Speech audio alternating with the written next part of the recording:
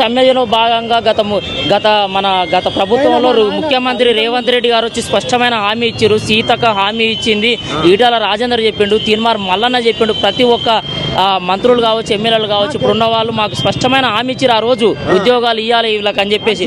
కానీ ఈ రోజు ఆ జీవో ఇచ్చినప్పుడు ఈ పొంగులేటి శ్రీనివాసరెడ్డి బీఆర్ఎస్లోనే ఉన్నాడు, ఇప్పుడు కాంగ్రెస్కి వచ్చిండు. ఆయన హయాంలోనే జీవో వచ్చింది, ఇప్పుడు ఆయన హయాంలోనే మాకు ఈ జీవో ఇంప్లిమెంట్ కావాలి. అయినా కానీ మొండి వైఖరితో మమ్మల్ని నిర్లక్ష్యం చేస్తున్నాడు. ఏది ప్రజాపాలన, ఇదే నా ప్రజా పరిపాలన. కొట్లాడి తెచ్చుకున్న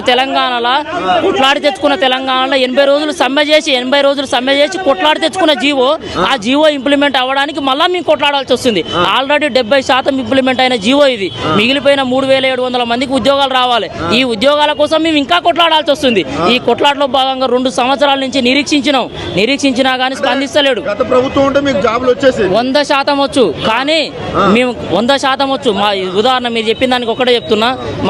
మా విఆర్ఏ అన్నాడు, గత విఆర్ఏ పవర్ మీకు కాంగ్రెస్ అధికారంలోకి వస్తే మీ వారసులకు ఉద్యోగాలు రావడం లేట్ అవుతుంది అన్నాడు. మాకు ఉద్యోగాలు వచ్చినా రాకున్నా కానీ కాంగ్రెస్ పరిపాలన గెలిపించుకోవాలని నేను చెప్పిన, కానీ మా ఓడు చెప్పింది ఈరోజు అక్షర సత్యం అవుతుంది.